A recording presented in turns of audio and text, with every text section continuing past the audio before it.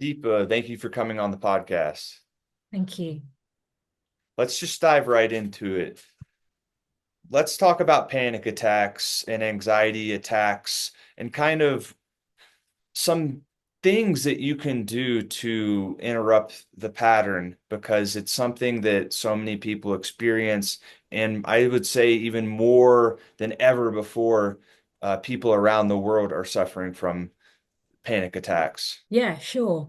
Um, well, thank you for inviting me. And yeah, I mean, they are awful. Let's put it frankly, let's say it frankly, they are awful and they can be quite debilitating.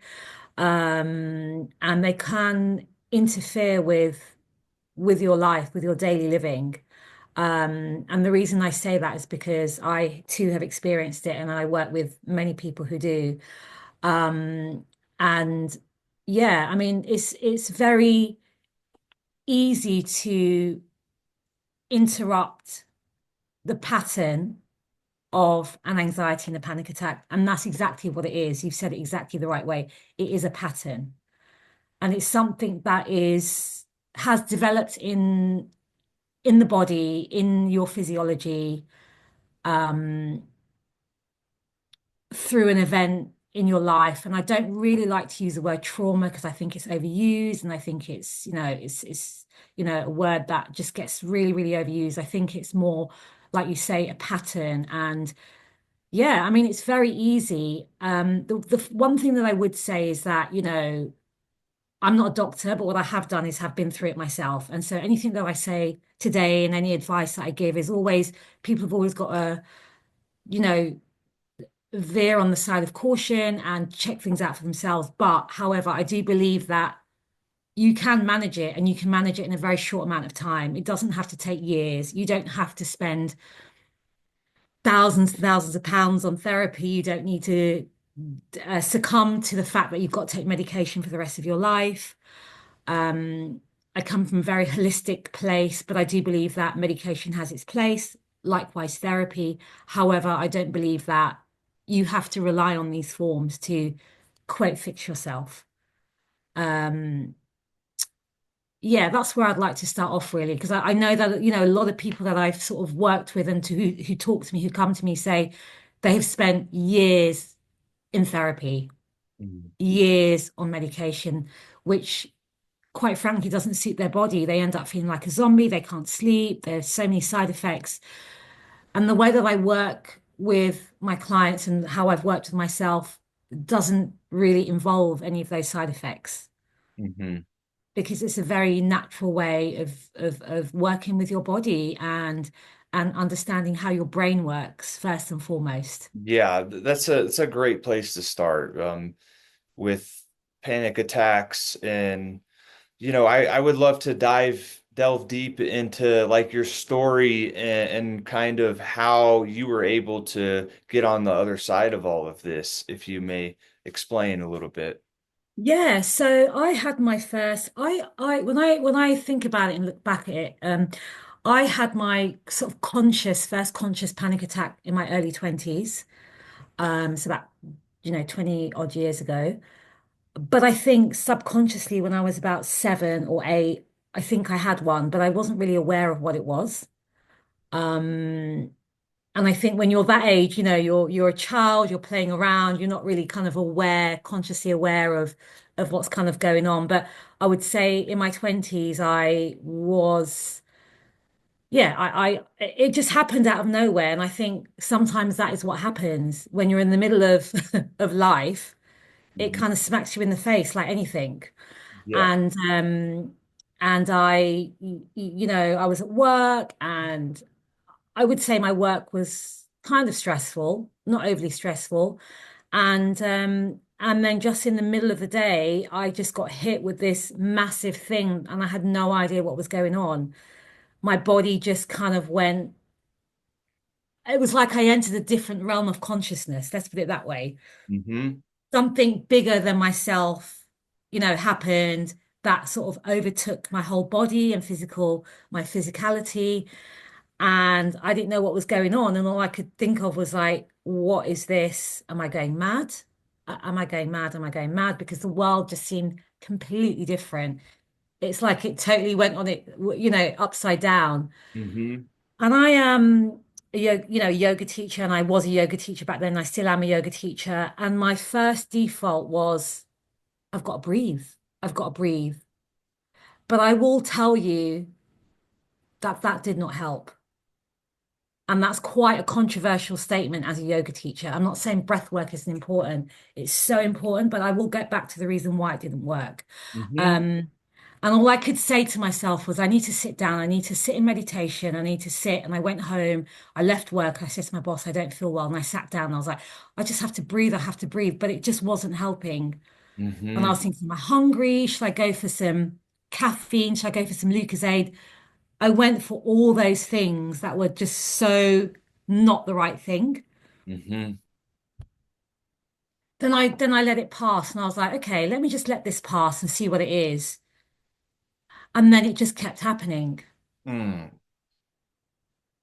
And I was like, I was really young. I was in my 20s. I had my whole world ahead of me. And I was like, I have no idea what this is. And then I thought, I've got a really bad mental health problem, which is what you think about when you have something like this. Definitely. Um, and and then I just started reading about it. I think I had a homeopath at the time. I was really blessed that I had a homeopath like, about 5 years, Huh. and we talked about stuff, and she just said to me, "You've had a panic attack." And I was like, okay, what is that? And then I just started reading about it. And then after the panic attack came the anxiety because they come hand in hand. Either it stops at the anxiety, or you start with a full-blown panic attack usually, and then it subsides into anxiety, and then it goes into depression. That's usually the cycle of it. Right. So the thoughts came up, and then I just began to dive deep into really the root cause of what was going on. And I realized that the panic attack wasn't the problem. The panic attack was a symptom. It was the symptom of something deeper, Mm-hmm. because usually it's like treat the panic attack, but no, that was the symptom. Why was that symptom occurring? Why do you have a sore throat? You've got to treat the root. And so I did a lot of, self-development, and I would say that didn't help either. It helped to a point, because I Yeah. became aware of myself. I became aware, but it didn't fix the root. And what I'm always trying to get back to is the root. Mm-hmm. The meditation, the affirmations, they're amazing. They have their place in life. They have their place, but they didn't treat the root. Um, and so what I realized that treated the root was the way my brain worked. It wasn't about regulating my nervous system. It wasn't about sitting and being still and breathing. It wasn't about reading more books. It wasn't about saying I'm not an anxious person. I'm not an anxious person. Yeah. What it really came down to was the way my brain was wired. And that was the root of what was going on. And then through a series of like understanding how it was just fear disguised in my panic attack. It was just fear. Yeah. And actually I was in control of the fear. I could take control of this when I was in a place where I absolutely couldn't, where it was overwhelming. It was suffocating, I'd like to say. The feeling was really, really suffocating. And then I learned to just I found a mentor, and he and my along with my homeopath who treated me holistically. I came to understand that it was the way that my brain was working, Mm-hmm. and the pattern of my brain. And actually through a series of really simple exercises and direct questions based on how I was feeling, I could get to the root of what was going on. Mhm. So I didn't have to spend years of going through my unresolved trauma. Of course, you Yeah, know, that yeah. might have played a part in all of this, but I didn't need that didn't need to happen. It didn't need me to kind of talk about painful things over and over and over again through a series of asking myself questions based on how I was feeling. My brain could work differently. Thank you for sharing.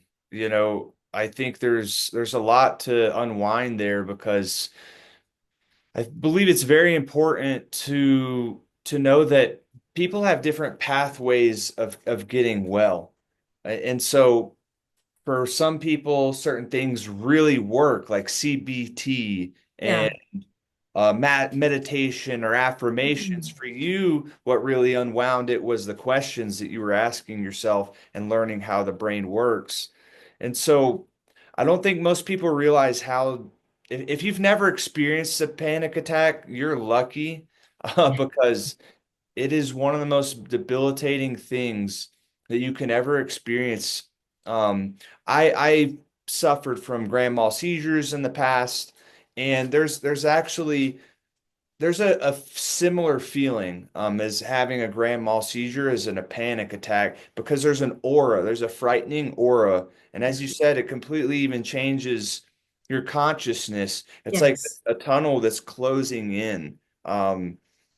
And so if you have a loved one that is experiencing panic attacks, give them lots of compassion because it is very debilitating. And so I just want to get that off the table. And then like moving forward, what have you seen that's been helpful in the people that you've worked with to as help them unwind this? What are some things that you do to help the people that you work with? Well, first of all, it's to know that they aren't alone, that so many people feel the same because it can feel very isolating and they can feel like they're the only person in the world suffering from anxiety and panic attacks. Right. It can feel because it is such an isolating experience because although you want to share it with other people, there's a lot of the times you don't I know I because didn't. I didn't when I first had them. yeah, because you feel like you want to quote feel normal.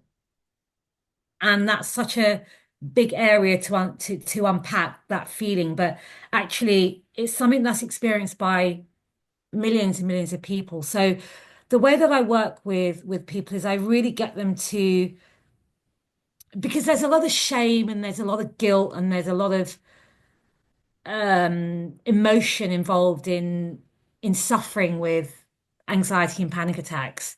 When you're in it, you're in it. And then when you come out of it, you're like, I'm so stupid to feel like this. Next time, I'm just not going to feel like that. Well, we know that that doesn't happen. So really just giving yourself not a hard time for experiencing that and knowing it's not your fault, Hmm. the not attributing blame to like, why is this happening? Why is it happening? Okay, yes, I accept it's happening. I think Hmm. acceptance, Hmm.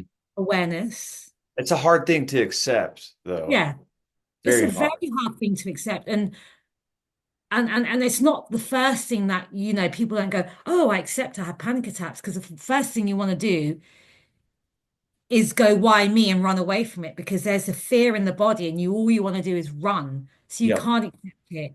Hmm. But however, if you when you're out of it and even when you're in it, to kind of really understand it for what it is and just like not run, but just let it flow through you, let it be in your body, let it be in your body because it's just an experience, even though it can feel very debilitating, even though it can feel very because it's a visceral feeling, but the mind just gets so involved in that visceral experience that they work simultaneously. They're almost like battling with each other. Am I going, is my head or my body? Is it my head or my body? And they feed off each other, actually. They feed off each other. So I think it's just about just staying with it and know that you're not going to come to harm. No harm is going to come to you and it will pass. It will, you will. And actually, one piece of advice that really helped me was actually two things when I was going through it before I understood about how to change the way that my brain worked was to, if I was at home, is to just get myself into a really dark space and get myself under a duvet where there was Oh, no one around. So it was really quiet and dark and I could just yeah. hide. It was a safe space to just get under a duvet and just be in that space. Um, and yeah, and the other thing was just to just to really be with it and to know that no harm is coming and it's just adrenaline. All it is adrenaline. Hmm. It's just adrenaline. And I think when I used to call my panic attack monster, and I used to say the panic attack monster's here. And somehow that really helped to kind of name it. Hmm. Pam is arriving, the panic attack monster is there, and actually no harm is going to come to me. Even though that monster is there, I'm not going to come. All it is adrenaline. Then I Mm. used to check in. Have I eaten? Have I had caffeine? Have I been stressed? Well, stress is quite a big word, but a big subject. But how have my stress levels been? Have I been taking care of myself? Yeah. So these kind of questions, and I think,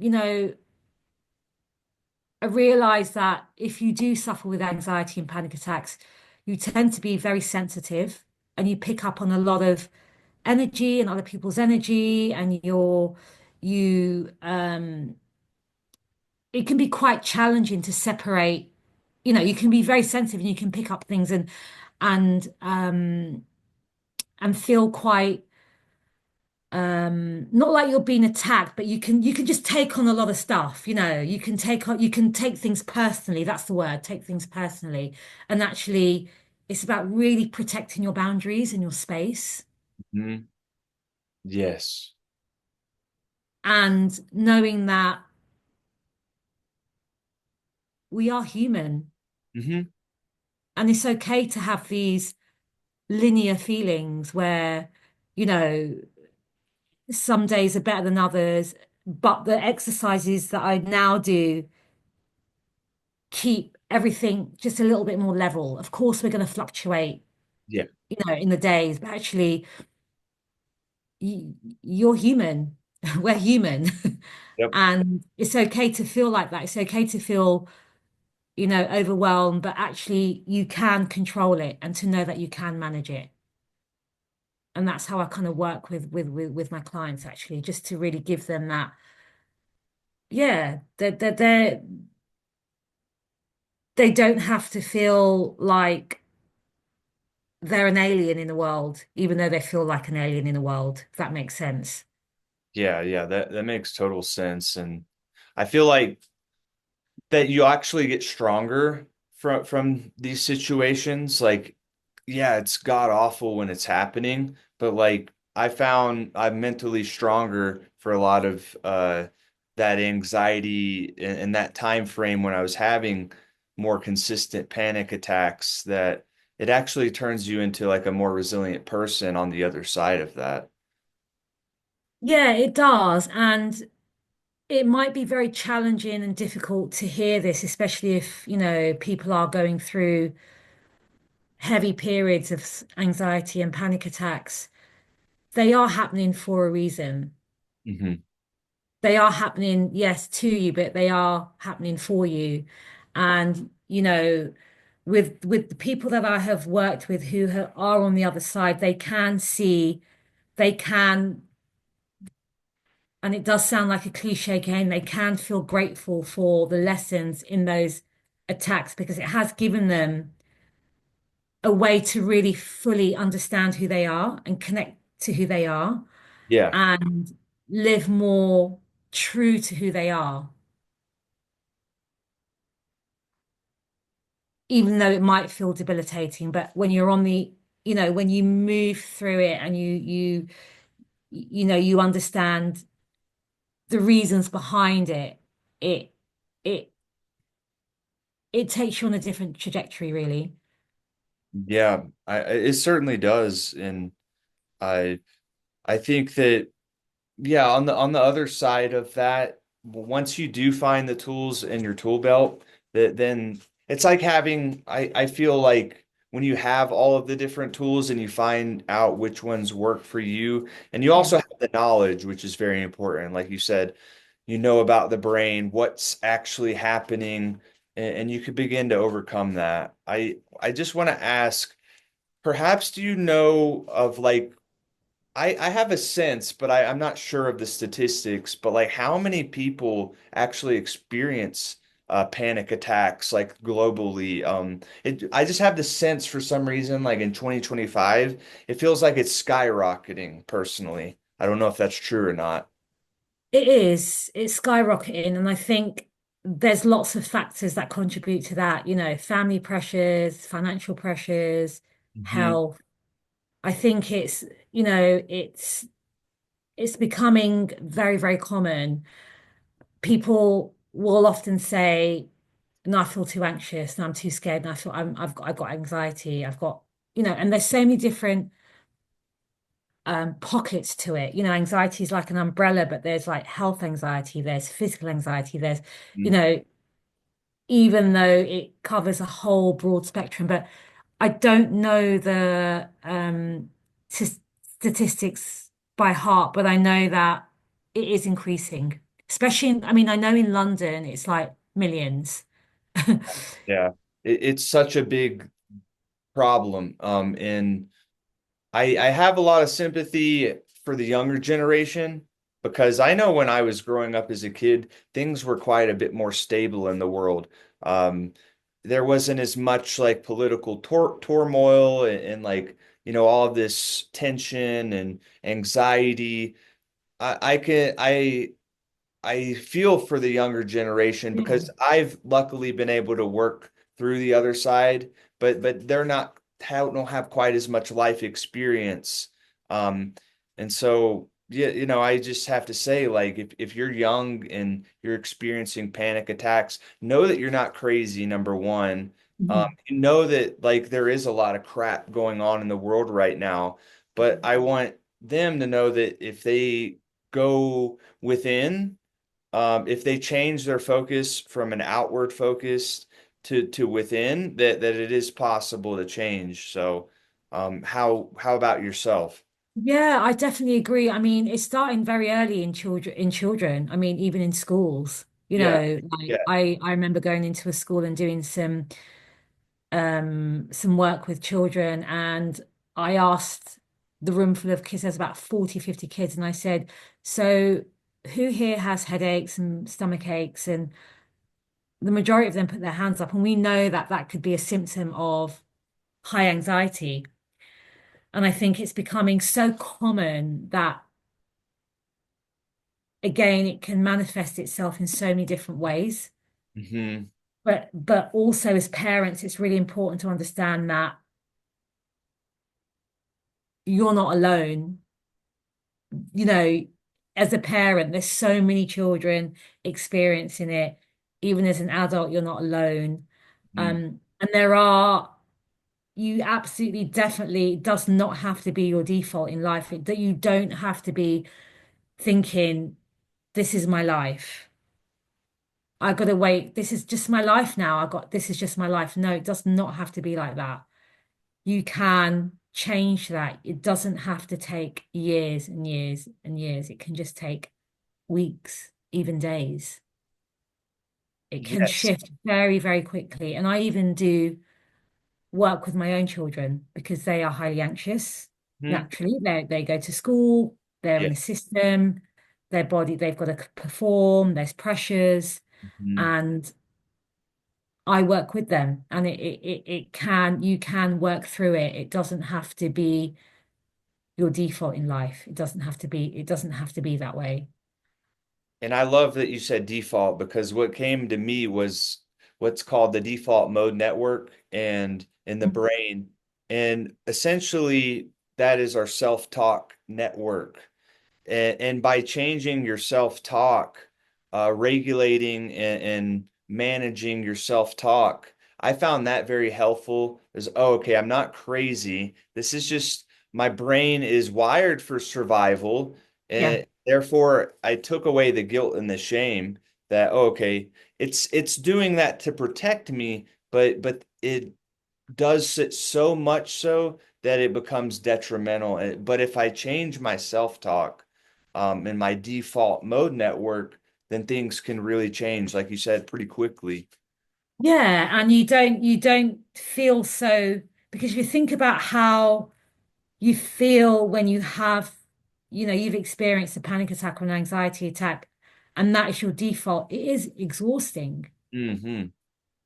No Yeah. matter how much sleep you have, or how much nutritious food you have, or how much supplements you take, or this or that, it is tiring. It is really tiring. So once you shift that in the brain, everything else comes with it. You are more energized. You sleep better. You can digest your food properly. You've got the nutrients going in the right way, in the body, because you are mentally regulated, because you understand how your brain works. Hmm. And I really spent a lot of time working with my body, thinking, I have to change my body. I have to change my body because it's more visceral. It's more visceral. It's all about the body. It's all about the body. Right.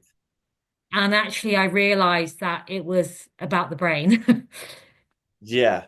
Yeah, and I mean it's like a feedback mechanism because obviously they both are intertwined. Oh, yeah, But ultimately I believe the brain, and this is why, I wrote brain rescue and all of this stuff because I found that the brain can be the master. It can be the one that says, "Hey, I'm in control. Like body, settle down. I know you want yeah. to panic right now, but the brain, you can use that to become your master, in my own personal opinion." That's amazing. I really, really love that. I love the concept and the idea of your brain being the master, and that is exactly it.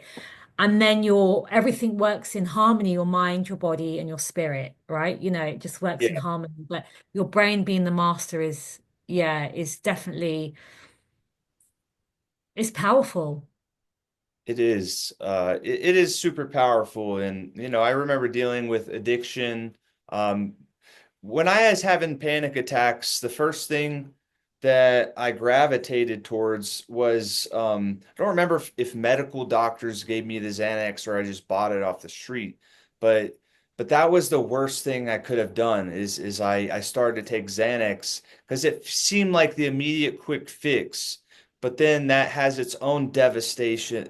I'm not saying maybe you can try using it like a few times, but be very cognizant and careful that you don't develop that addiction. I don't know if you run into that a lot or not.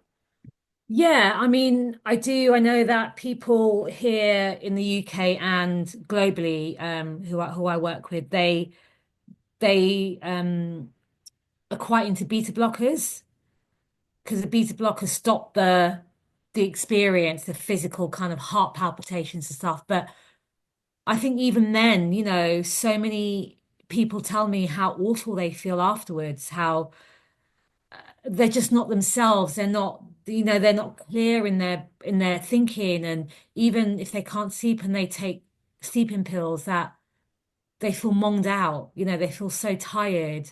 Yeah, yeah, And I do understand, a lot of professionals who experience this, they have to work, they've got pressures of getting up right. early and all of that, Mhm. but they don't feel themselves.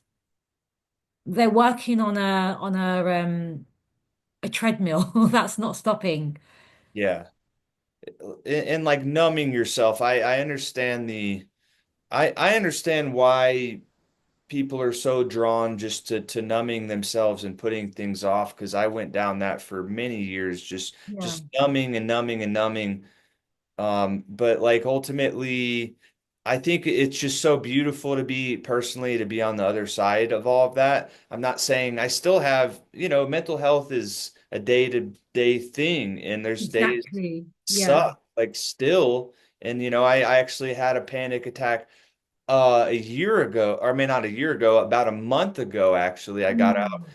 and it was like a visceral sensation. My body was running towards like the window, but I feel so much more capable of handling that now. And I can stop it like, oh, okay, silly body, you wanted to run, you got in flight and it's Yeah. tough, but like I just want people to know that there's hope. Like that's the only message I want to get across to people in my book is to start that there is hope, you know.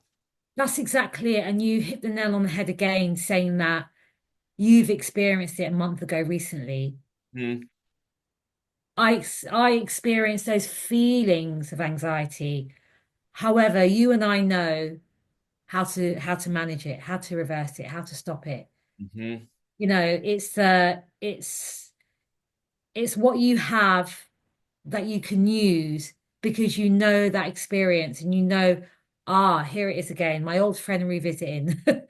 That's how I Yeah. like to say it. My old Yeah. friend's visiting me again. Yep. Okay, I got this. And this is what I need to do. And this is what I need to put in place. And okay, it's happening. Here I am. Mhm. Gradually, gradually, gradually, the tone goes down. It might be higher, then it might be a little bit lower, then it might be a bit lower, then it might be a bit lower. And then, you're like, okay, I get it. I understand what to do. And like Def you say, and that gives you hope. yeah, hope is everything. When you don't have hope, then you become hopeless, obviously, and that's the worst place to be mentally. But like I think another big understanding for me personally about this response is learning about the stress response and like how there's actually a sweet spot of the amount of stress we can have in our lives. But Yeah, it's necessary. right. If you go over that tipping Yeah, point, then things like this happen. But if you can stay regulated into a positive stress, like maybe experiment with a cold shower, because like that is the definition of a positive stress. Because if you mm, stay in the water too long, you can lose limbs, cold water. But if you stay in just like for a certain amount of time, you actually build your stress tolerance, which is yeah, powerful. yeah. And that's it exactly. It's about, stress is necessary in in life. You Yes. know, it's not about removing stress. It's about managing your levels of stress. How can you manage those levels of stress? Yes, you reach a stressful point. What do you do? Okay, maybe you take a cold shower, maybe you go for a run, maybe you go to the gym, maybe you punch a bag, maybe whatever you need to do to outlet it. But it's when it tips over, when it goes further than it needs to go. Yeah, and that's where when it gets to the tipping point and Yeah. basically your body can either freeze, it can, run. Mhm. One that people don't talk about often is fawning, which I call like Mm. just being a suck up or a Yeah. people pleasing. And people associate guilt with being a people pleaser. But Yeah. guess what? That's take away the guilt and the shame. My God, like the reason why you're fawning people is because as a human, we're wired to for social connections Yeah. and go back to caveman times. We would die if we were outcast from the group. So Yeah. take away that, recognize that you are doing it and look to change that. Yeah. Yeah, definitely. That's really true because we overlook fawning, I think. We always Yeah, go to fight and flight, right? Those are the two. right. Are you in fight or you're in flight? Actually, there's a third component, right? Yeah, yeah, That doesn't totally. really get talked about. Mhm. So yeah, it's really, really important to understand that as well. That actually that and the panic attacks and anxiety can really make one feel so isolated. Yes. You Eh, know, Yeah. that is like what I you remember so crave, but clearly. Yeah, I remember yeah, it like yesterday, I go into social situations with large groups of people and literally just like be the biggest suck up. because I was in that state, I was so frightened to be around other people. The only thing I could do was just to like, yes, ma'am, yes, sir, type of behavior. But it makes so much sense now, you know. Yeah. And that is quite exhausting, isn't it? It's so exhausting. Yeah. Yeah. I think that's it. Just understanding and using the tools to really navigate your way around those strong, intense experiences in your body by understanding how your brain works is the key. Yeah. Yeah, it really is. It gives a foundation for everything.